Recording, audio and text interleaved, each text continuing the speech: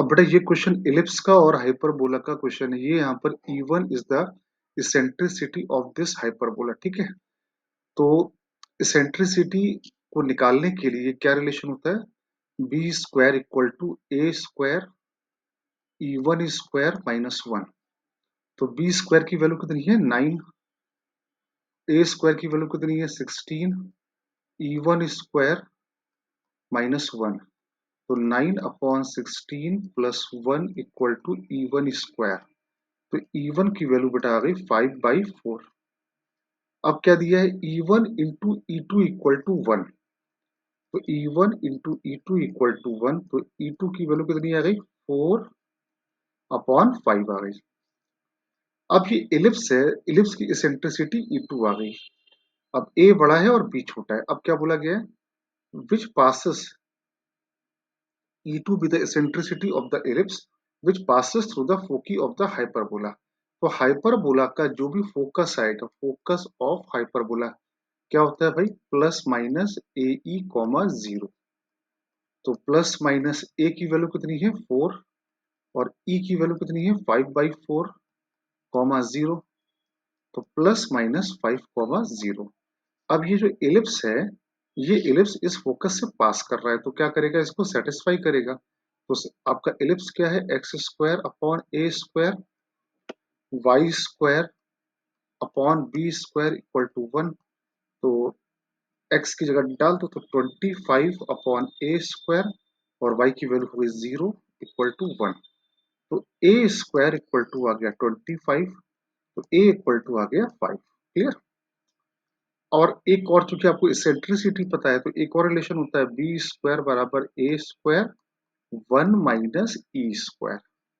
तो B square बराबर ए square की वैल्यू 25, 1 माइनस E2 स्क्वायर तो 16/25। तो बी स्क्वायर की वैल्यू आ गई 9। तो बी की वैल्यू आ गई बेटा यहाँ से 3 आ गई। क्लियर। अब क्या पूछा है, if the length of the, तो आपके पास एलिप्स की इक्वेशन आ गई। तो एलिप्स आपका अल्टीमेटली एलिप्स क्या बन जाएगा, एलिप्स बन जाएगा X square upon A square Y square upon B square equal to one. अब क्या बोला गया है, length of the chord of ellipse parallel to the X axis and passes through the point 0,2। अब देखो एलिप्स आपका हॉरिजॉन्टल एलिप्स बन रहा है, हॉरिजॉन्टल एलिप्स ऐसे बन रहा है। अब एक्स एक्सिस के पैरेलल एक कॉर्ड है, तो ये पॉइंट क्या है 0,3। 0,2 से एक लाइन पास कर रही है ऐसे। ये पॉइंट क्या है 0,2। ये लाइन क्या हो जाएगी, this line is y equal to 2। y equal to 2 दिए गए एलिप्स को क्या करेगा, सेटिस्फाई करेगा। तो एक्स स्क्वायर अपॉन 25, वाई की जगह डाल दिया 2। तो 4/9 इक्वल टू 1। तो एक्स स्क्वायर अपॉन 25, 1 माइनस 4/9। तो दैट वुड बी 5/9। तो एक्स स्क्वायर बराबर आ गया 125/9। तो एक्स बराबर आ गया प्लस माइनस 5√5/3। तो मतलब यहाँ पर ये a और यहाँ पर क्या b।